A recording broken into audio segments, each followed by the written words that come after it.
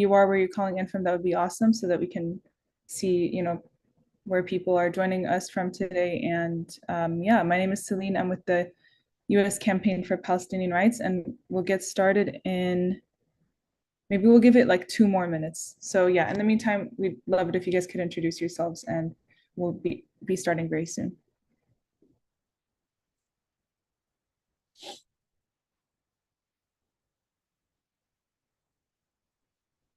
Welcome, welcome.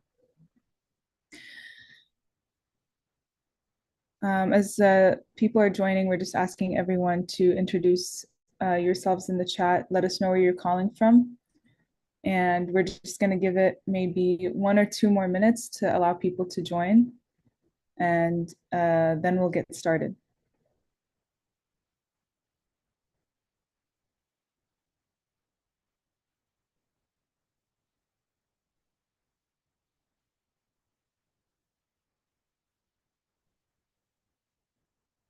Again, for those of you who have just joined, please just introduce yourselves in the chat.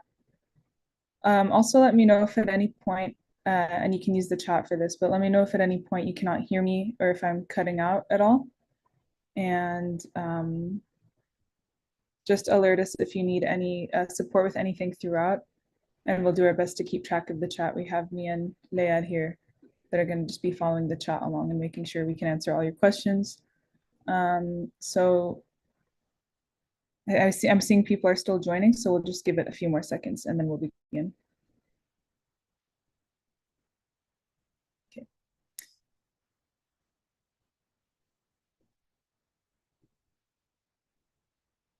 All right, so just as we're getting started, oops, I think I might turn off my own video for a minute just so you guys can hear me okay. So welcome everyone. Thank you all so much for joining this Power Hour today. My name is Celine. I'm with the US Campaign for Palestinian Rights. I'll have my camera back up in a second. I'm just realizing it's stalling a little bit. So again, please, if you haven't already, introduce yourselves in the chat. Just let us know where you're calling in from. We have people from all over the US calling us, which is amazing. We have people from Morocco as well who have joined us. I'm seeing also people from where else? Oh yeah, other countries as well, which is great. So we have this Power Hour today as part of the International Mask Off Maersk Week of Action. Just for to follow along throughout the session, if you have questions, please send them in the chat. We're going to do our absolute best to keep track of all of them and respond to them as quickly as we can. But again, keep in mind the size of the event.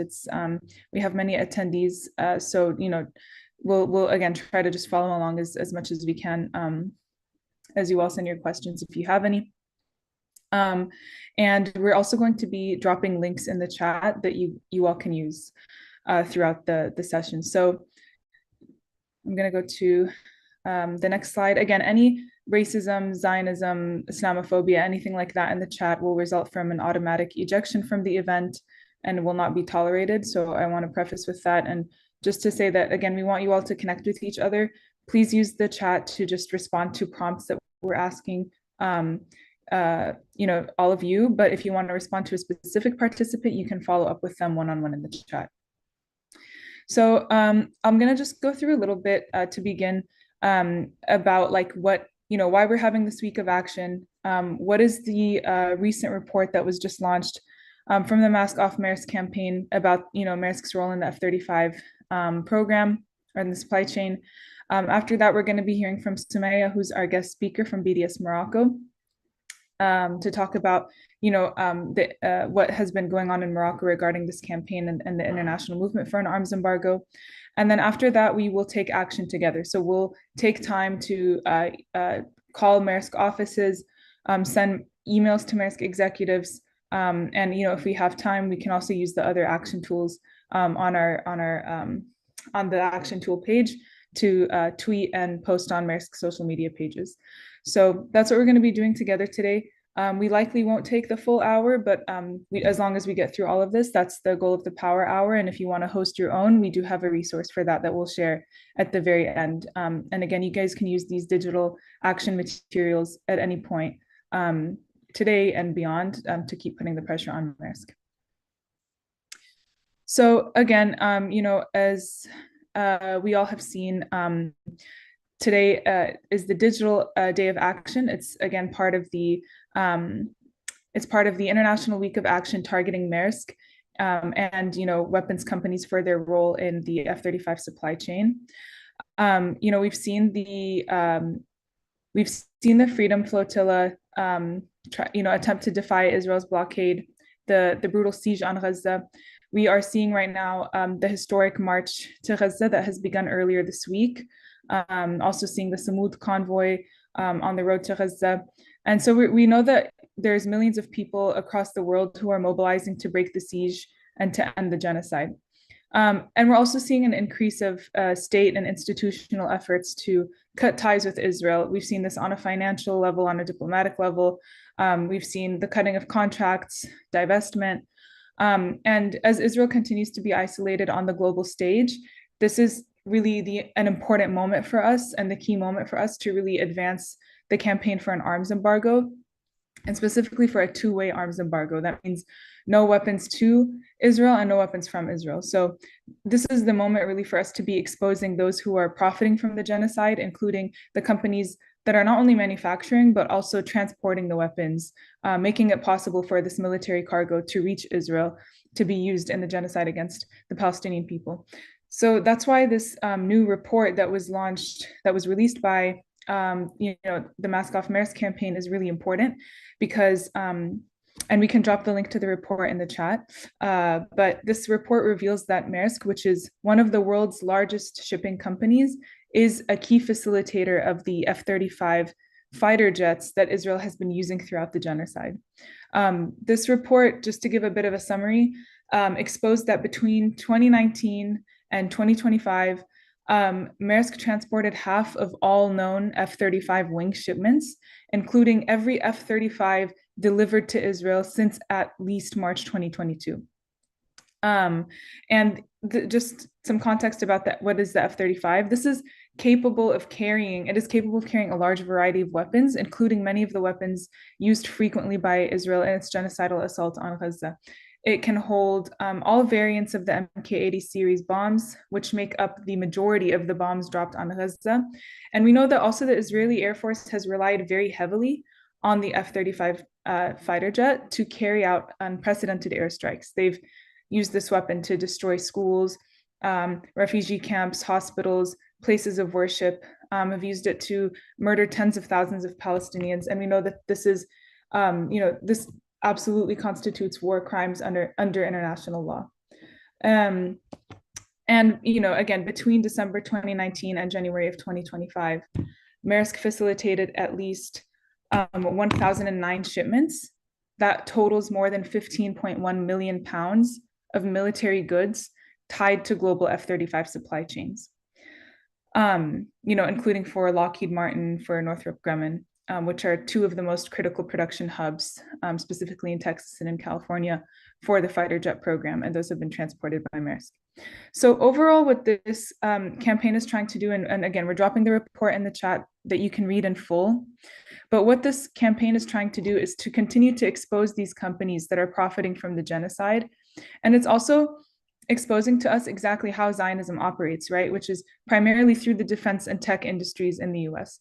And it makes it clear to us that Zionism cannot be separated from US imperialism. So when we talk about needing to enforce a people's arms embargo, a two-way arms embargo, which is the most urgent demand of this moment, and doing that over 600 days into this genocide, we know that Maersk is one of the main connectors, an important one, between the Israeli Ministry of Defense, and these arms companies. And it is at the core of these efforts for an arms embargo that we need to really focus on. So with that, before we get into taking action together, I want to introduce our guest, Sumaya from BDS Morocco, who's joined us today to talk to us about, like why it's important to target Maersk in the international campaign for an arms embargo, how this campaign has, how these Maersk shipments of military cargo have been met with, protests and popular mobilizations in Morocco. And just like a little bit more about what this campaign has done to kind of expose and bring a focus on Arab normalization and also, workers organizing to take a position against the genocide. So, so Maya, I will pass it to you, and then maybe I can share my screen to also just kind of show some of the posts we've made about all of your efforts in Maghreb. So, yeah, I'll pass it to you. Thank you, Celine.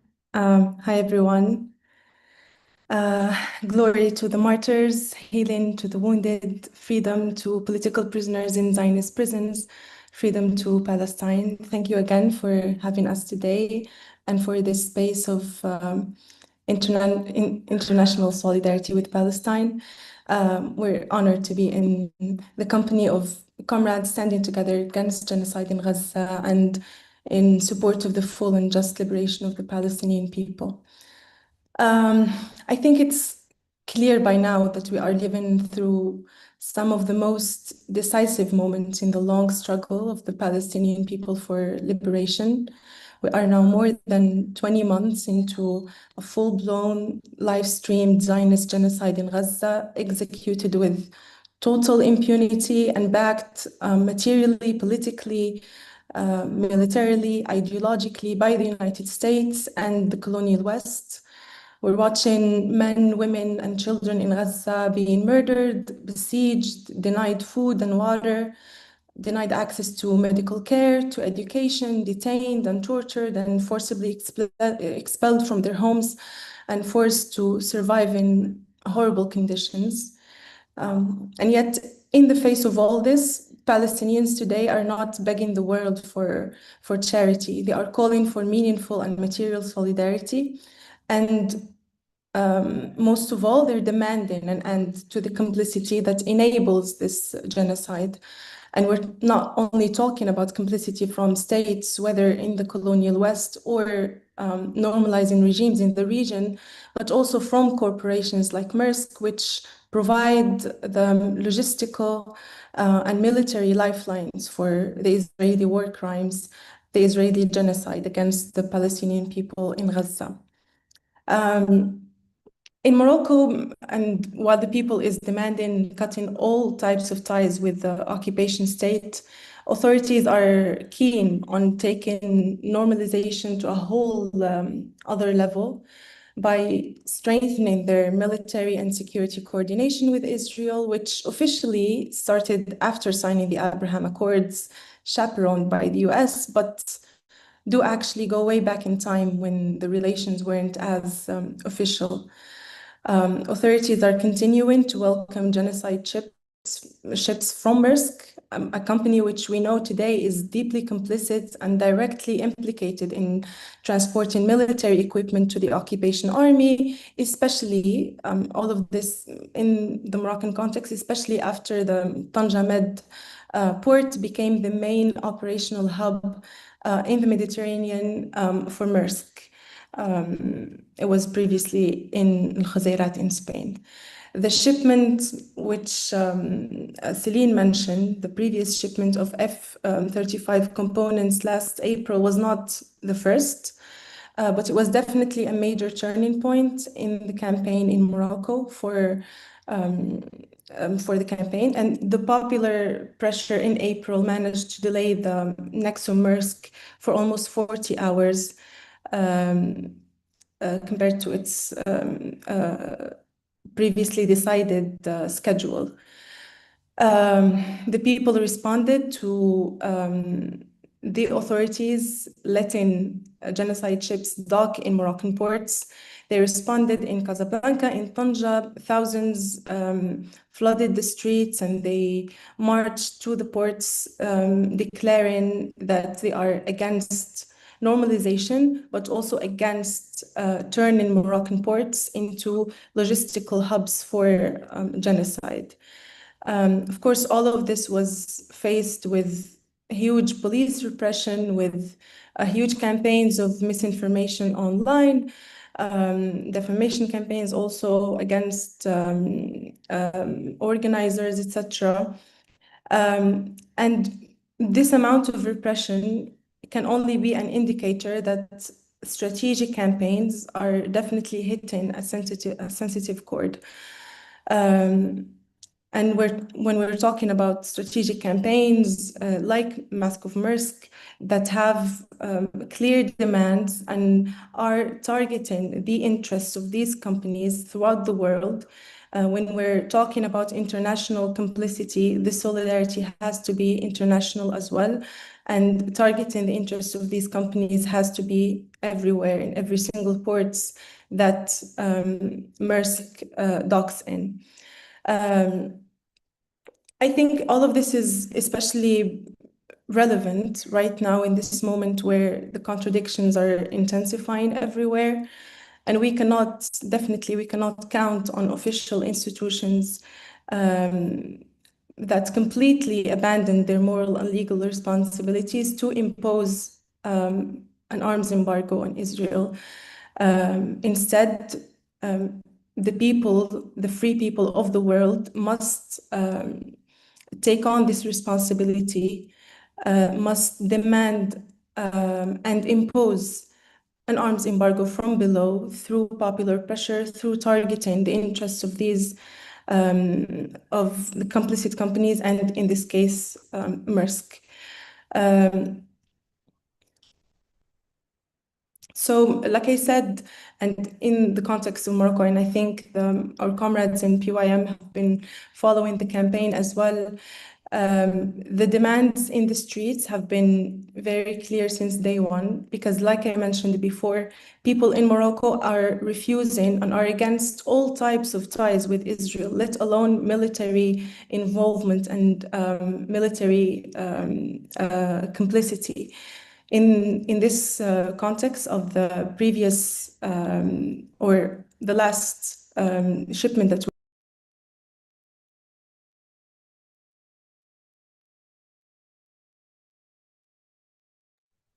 Oh, I think we lost Sumaya. I will send her a message.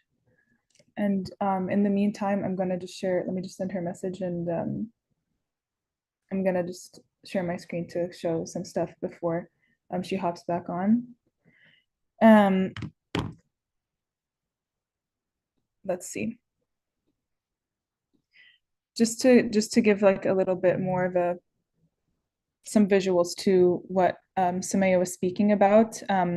These are just some of the images from the mass protests in Morocco. Again, the transshipment of military cargo at Tangier sparked these mass protests where dock workers also joined the general public to delay the shipment, to demand an end to Moroccan complicity in the genocide in Gaza. And Sumaya, I will pass it back to you. I was just sharing this while we Right. waited to Can you hear me join. now? Yeah, we can hear you. Yeah. Yeah, maybe I'll turn off my video. So yeah, I was talking about how the last shipment of F-35 components that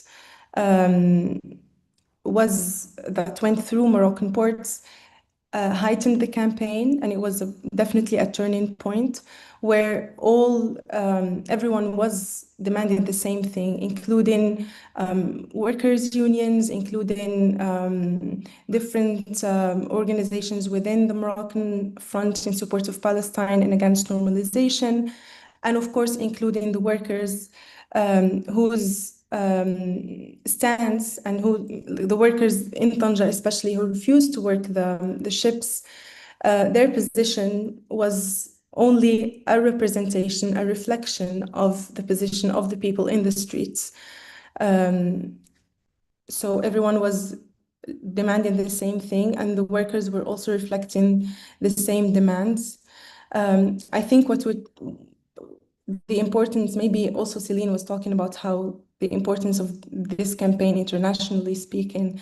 And I think when we put things side by side, it really makes sense, because we're watching people from all around the world today marching to Gaza, in attempt to break the siege on the people.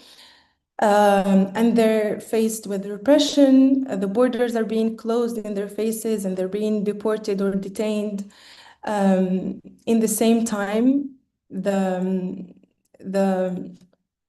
cycle that's facilitating genocide, the logistical and material pipeline of genocide is running business as usual, and no one is questioning whether it should be stopped or not. And when I say no one, of course, we're talking about the international institutions who are supposed to impose military embargo on Israel in this case.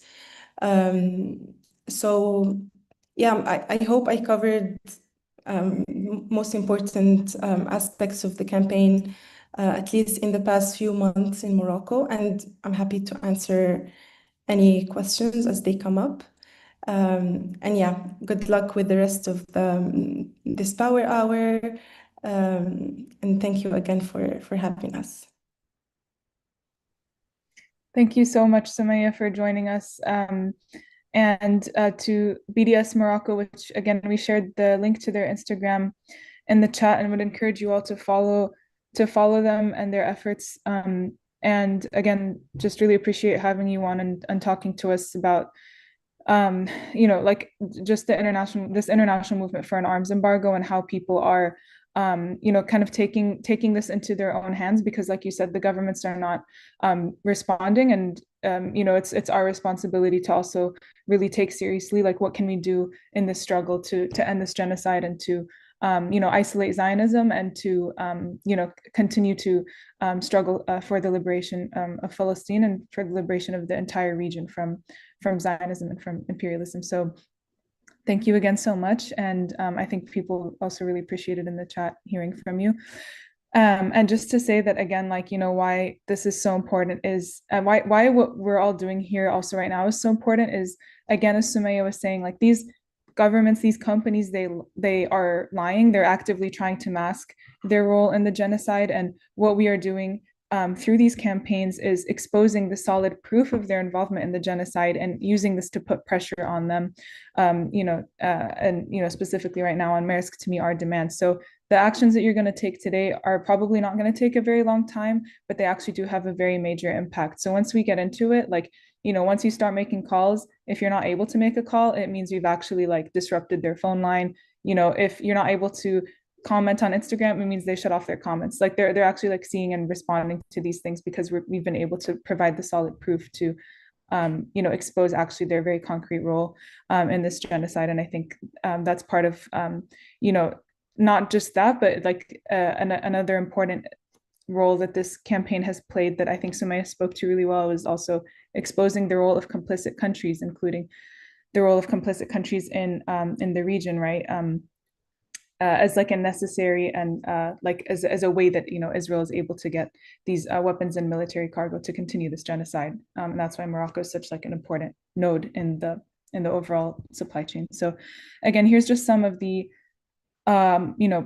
posts, like just in summary to kind of show like what was in the shipment that was delayed. It was like a surface analyzer, which is necessary to repair an F-35 jet, and also just like the statement that I wanted to share here, also from 3 Moroccan worker unions that about refusing to service the Maersk ship that was carrying the F-35 components. Okay, so again, we'll be monitoring the chat as best we can as questions come in and as comments come in. And yes, it was a Maersk ship that ran into the Baltimore Bridge. Just seeing that in the comments as well. And again, we'll try to respond to things in the Q&A chat. And just so you all know, this is being live streamed, will be up on YouTube, so it is being recorded, so you will have access to this. Okay, so we're gonna start making calls. I'm going to screen share and show you all how to do this. We're gonna take like 10 minutes here.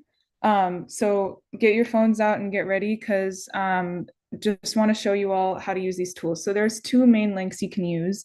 We have a digital action tool that was made by Echo. If you were here for the Power Hour that we did around the Mask Off Maersk Global Day of Action back in March, it should look familiar to you. But this has been updated with the most recent findings. So this is the action tool you can use. And then there's a messaging toolkit alongside it that's linked in there where you can like pull language to plug into the action tools. So for example,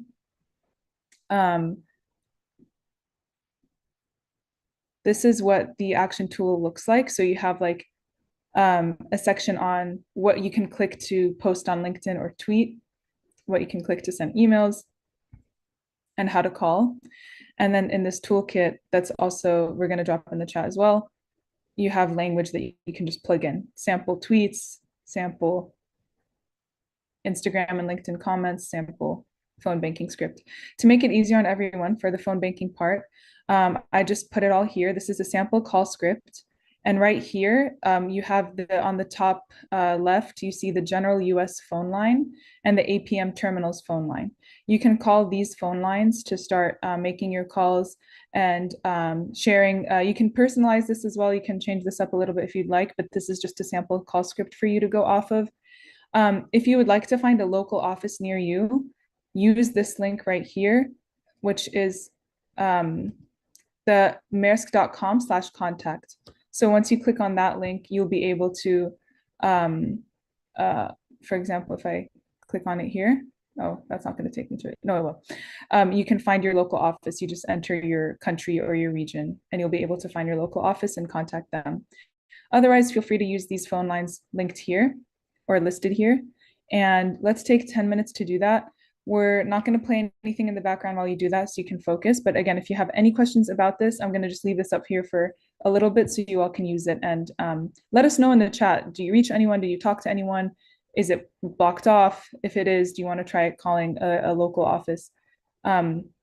Just keep us posted in the chat and we'll come back in about maybe like 7 to 10 minutes. And you can let us know once you've finished calling, and then we'll move on to the next action that we'll take together.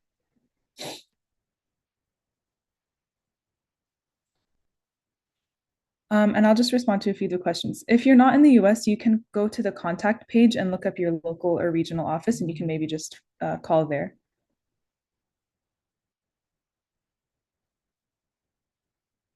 Yeah, if you feel comfortable doing *67 so that your number doesn't show up, you can completely do that. I think many of us have also made calls without doing that, and it's also been fine. So you can do whatever you feel comfortable with. Again, we're dropping the links for where you can find the regional offices, and or you can refer to the slides and make the calls directly.